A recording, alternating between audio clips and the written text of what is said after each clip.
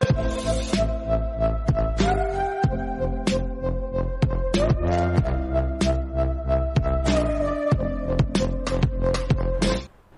दोस्तों, स्वागत है आप सबों का आपके अपने एलएनजी के जीएस में। मैं हूं अमृत मिश्रा और आज की वीडियो में दोस्तों अभी जस्ट थोड़ी देर पहले कंप्यूटर ऑपरेटर से रिलेटेड एक वैकेंसी आई है जिसके बारे में मैं आप लोगों के साथ चर्चा करने वाला हूं। तो चलिए दोस्तों टॉपिक को शुरू करते हैं।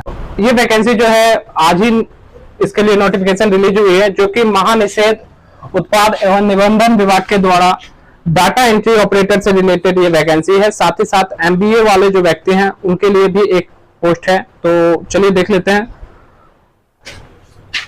जैसा कि इस नोटिस में दिया गया है कि 22 करोड़ बिहार पटना के कार्यालय के लिए सृजित वित्तीय प्रबंधक एवं डाटा एंट्री ऑपरेटर के पद पर, डीईओ के पद पे जो है संविदा के आधार पर, यानी कि दोस्तों इसमें आपका किसी भी प्रकार का कोई भी एग्जाम वगैरह नहीं हो जाएगा। आप सिंपली अपने डॉक्यूमेंट को अप्लाई कीजिएगा और जैसे ही आप डॉक्यूमेंट को अप्लाई कीजिएगा आपका इंटरव्यू प्रोसेस होगा और उन्हें जिन्हें सिलेक्ट करना होगा वो अपना सिलेक्ट कर लेंगे। आप इस पे कोई भी जवाब सवाल नहीं कर सकते हैं।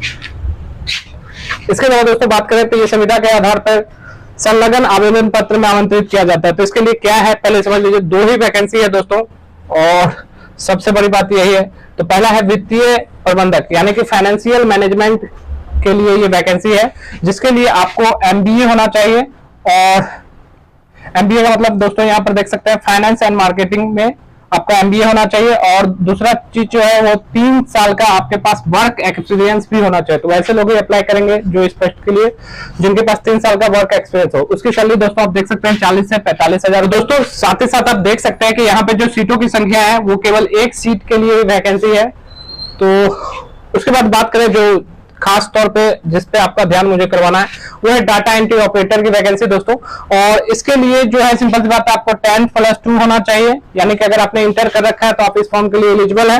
और उम्र की कोई कैटेगरी नहीं है। अगर आपने इस साल भी इंटर करके एडीसी वगैरह का कोर्स किया हो तो आप सिंपल सी बात है इसके लिए अप्लाई कर पाएंगे। तो एडीसी का कोर्स इसमें मांग रहा है। साथ ही साथ हिंदी और अंग्रेजी की टाइपिंग मांग रहा है। हिंदी की जो स्पीड है वो 25 वर्ड पर मिनट होना चाहिए और इंग्लिश की जो टाइपिंग स्पीड है वो 30 वर्ड पर मिनट होना चाहिए।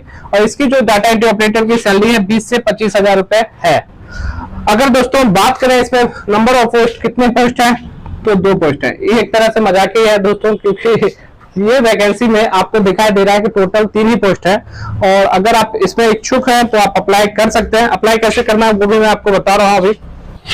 दोस्तों जैसा कि आप देख सकते हैं आवेदन पत्र जो है वो 24 जून तक शाम के 5 बजे तक आप इसे अप्लाई कर पाएंगे, जो कि आपको सचिव 22 करोड़ मद्य निषेध उत्पाद एवं निबंधन विभाग के कार्यालय में उपलब्ध कराना है।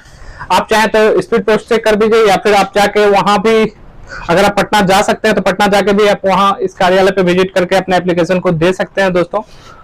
और निर्धारित अवधि के बाद यानी 24 जून के शाम के 5 बजे के बाद आप जाके भी इस फॉर्म को अप्लाई नहीं कर पाइएगा, इस बात को दिमाग में रखिए। और इसके अलावा किसी भी आवेदन पत्र को स्वीकृत या अस्वीकृत करने का अधिकार सक्षम नियोजन प्राधिकार को होगा। और आवेदक का नियोजन के संबंध में कोई दावा मान्य नहीं होगा। तो आप किसी भी तरीके का, मैंने पहले कहा जब कोई एग्जाम ही नहीं हो रहा है तो आप किसी भी तरीके का कोई कंप्लेन वगैरह करने के बारे में तो सोचिएगा ही मत। उम्मीदवारों को साक्षात्कार हेतु गठित समिति द्वारा दिनांक 26 जून को पूर्वाह्न 11 बजे साक्षात्कार लिया जाएगा। आप जितने लोग भी इस फॉर्म को डालिएगा वो 26 तारीख को ही वहां पे जाके अपना इंटरव्यू दे सकते हैं। अब अगर देखा जाए दोस्तों तो इसके लिए जो एप्लीकेशन का फॉर्मेट है वो ये नीचे में आपका दिया हुआ है, तो थोड़ा इस पे गौर कर देता हूं मैं।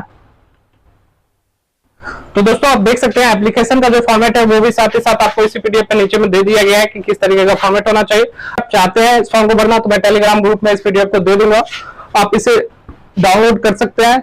या फिर अगर आप चाहें तो मैं इसको अलग से एमएस वर्ड में फॉर्मेट बना के भी आपको ये पीडीएफ दे दूंगा, आप इसे भर के फिलअप करके अप्लाई कर पाएंगे।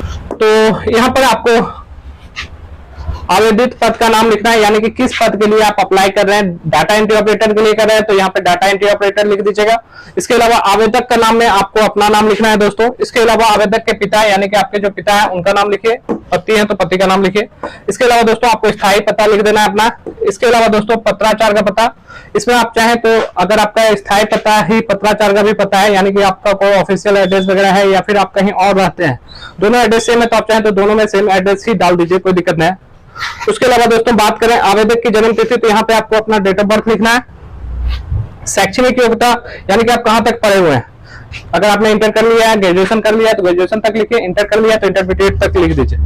इसके अलावा दोस्तों आरक्षण कोटि आप किस कैटेगरी में है, जनरल, ओबीसी, एससी, एसटी, जिस भी कैटेगरी में है उसका आपको सिंपल सी बात है ध्यान रखना है कि उसके रिलेटेड जो डॉक्यूमेंट हो गए आपके जाति वगैरह के, आधार वगैरह के, तो वो सारे आपको तैयार रखने हैं। इंटरव्यू में जाइएगा तो आप उन सारे डॉक्यूमेंट को लेकर भी जाइएगा, हो सकता है आपको इसमें संलग्न करने के लिए भी कहा दिए, तो फिलहाल तो फॉर्म भरने के लिए कहा गया है। इसके अलावा दोस्तों मोबाइल संख्या, जो भी आपका मोबाइल नंबर हो यहाँ डाल दीजिएगा। यहाँ पर आपको अपना सिंपल सी बात है रंगीन पासपोर्ट साइज फोटो चिपका देना है, रंगीन फोटो चिपकाना है, ब्लैक एंड व्हाइट मत चिपका दीजिएगा। दोस्तों अगर आप चाहें इसकी अधिक जानकारी के लिए तो www.state.bihar.gov.in PRD बिहार से और जानकारी प्राप्त कर सकते हैं। और ध्यान रहे अंतिम में अपना सिग्नेचर करना मत भूल जाइएगा, तो आपको सिग्नेचर भी कर लेना। अब बात करें कि इस फॉर्म को आपको भरना चाहिए या नहीं भरना चाहिए, तो अगर दोस्तों आपने बेल्ट्रॉन का फॉर्म भर रखा है तो इस फॉर्म के चक्कर में ना पड़े, मेरा आपसे यही मानना है, क्योंकि आपका टाइम बर्बाद होगा इसमें।